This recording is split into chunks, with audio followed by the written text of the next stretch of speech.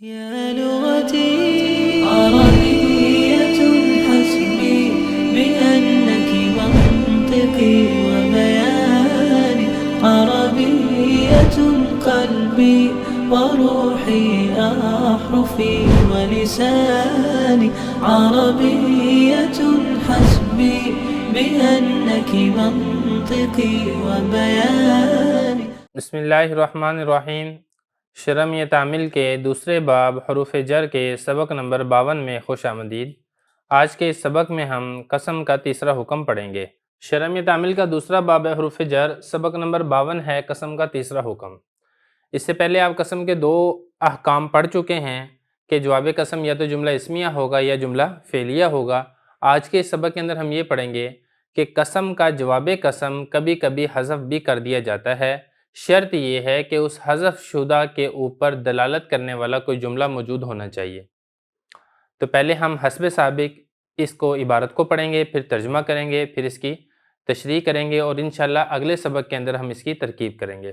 وقد یکون جواب القسم محذوفا ان کان قبل القسم جملۃ کالجملۃ التی وقعت جوابہ مثل زید عالم واللہ ای واللہ ان زید عالم او کان القسم واقعا بین الجملۃ المذکورۃ مثل زید واللہ عالم ای واللہ ان زید عالم.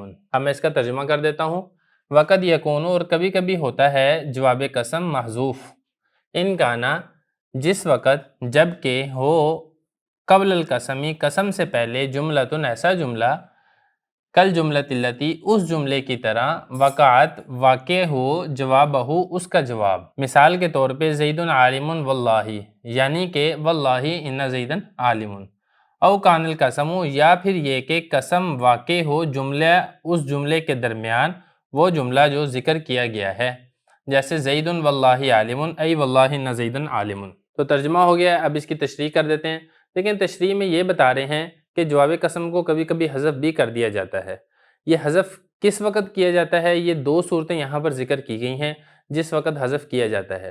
تو خلاصہ ان دونوں کا یہی ہے کہ جواب قسم جب محذوف ہو، اس محذوف شدہ کے اوپر دلالت کرنے والا کوئی جملہ موجود ہو تو پھر اس لیے اس کو ذکر کرنے کی ضرورت سمجھی نہیں جاتی. وہ دو صورتیں کون سی ہیں؟ وہ دو صورتوں میں سے پہلی صورت یہ ہے، کہہ رہے ہیں کبھی کبھی جواب قسم محذوف ہوتا ہے ان کانا قبل القسم جملۃ کالجملۃ التی وقعت جوابہ. پہلی صورت یہ ہے کہ جواب قسم سے پہلے ایسا جملہ ہو جو جواب قسم کی مثل ہو، اس سے ملتا جلتا جملہ قسم سے پہلے موجود ہو. تو چونکہ وہ جملہ قسم سے پہلے موجود ہے، اس جملے کو دیکھ کے جواب قسم کے اوپر خود بخود دلالت ہو رہی ہے، اس لیے اس جواب قسم کو ذکر کرنے کی ضرورت نہیں سمجھی جاتی. مثال کے طور پہ زید عالم واللہ، یہ دیکھیں ان کانا اگر ہو قبل القسمی قسم سے پہلے جملہ ہو کل جملۃ التی وقعت جوابہ، اس جملے کی طرح جملہ ہونا چاہیے. وہ جملہ جو جواب قسم واقع ہو رہا ہے اس جملے کی طرح اگر جملہ ہو. مثال دیکھیں ذرا، زید عالم واللہ، زید عالم ہے اللہ کی قسم. اب یہ دیکھیں واللہ یہ قسم ہے اور اس سے پہلے زید عالم یہ جملہ ہے. اب یہ جو جملہ ہے زید عالم، یہ اس جملے کی مثل ہے جو جملہ جواب قسم ہے، کیونکہ قسم بھی اسی کے اوپر اٹھانی ہے اس نے کہ زید عالم ہے. تو یہ والا جملہ چونکہ سابقہ موجود ہے جو جواب قسم سے ملتا جلتا جملہ ہے، اس لیے واللہ کے بعد ہم نے جواب قسم کو ذکر کرنے کی ضرورت محسوس نہیں کی. یا پھر یہ تو ایک صورت ہے کہ جو قسم سے پہلے ایسا جملہ ہونا چاہیے جو جواب قسم کی مثل ہو، تو چونکہ اس سے پہلے وہ جملہ موجود ہے لہذا جواب قسم کو ذکر نہیں کیا جاتا. نمبر دو، وہ جملہ ہو اس جملے کے درمیان میں قسم آ جائے، اس جملے کے درمیان میں قسم آ جائے. کون سے جملے کے درمیان؟ اس جملے کے درمیان جو جملہ جواب قسم کی مثل ہے، تو وہاں پر بھی جواب قسم کو ذکر کرنے کی ضرورت نہیں سمجھی جاتی. مثال کے طور پہ اس کی مثال یہ ہے، پہلے اس کو دیکھ لیں. او کان القسم واقعا بین الجملۃ المذکورۃ، یا قسم واقع ہونے والی ہو اس جملے کے درمیان وہ جملہ جو ذکر کیا گیا ہے. مثال دیکھیں زید واللہ عالم، یہاں پر دیکھیں زید عالم یہ جملہ ہے جو کہ جواب قسم جملے کی مثل ہے اور اس جملے کے درمیان میں واللہ آ رہا ہے، قسم آ رہا ہے. قسم اس جملے کے درمیان میں آ رہا ہے جو جملہ جواب قسم کی مثل ہے، تو لہذا جواب قسم یہاں پر ذکر کرنے کی ضرورت محسوس نہیں کی جاتی کیونکہ یہی والا جملہ جواب قسم کے اوپر دلالت کر رہا ہے.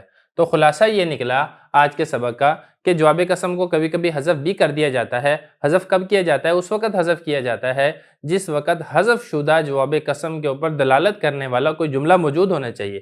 اب وہ جو جملہ جو موجود ہوگا حذف شدہ قسم کے اوپر دلالت کرنے والا، یا تو وہ قسم سے پہلے موجود ہوگا یا پھر قسم اس جملے کے درمیان میں آئے گی۔ وہ جملہ کچھ جملہ قسم سے پہلے ہوگا، کچھ بعد میں ہوگا، جو کہ جواب قسم کے اوپر دلالت کر رہا ہے۔ بہرحال ان دونوں صورتوں کے اندر جواب قسم کو حذف کر دیا جاتا ہے۔ تو یہ مسئلہ تھا جو میں آپ کو سمجھا چکا ہوں۔ اب انشاءاللہ اگلے سبق کے اندر ہم اس کی ترکیب کر لیں گے۔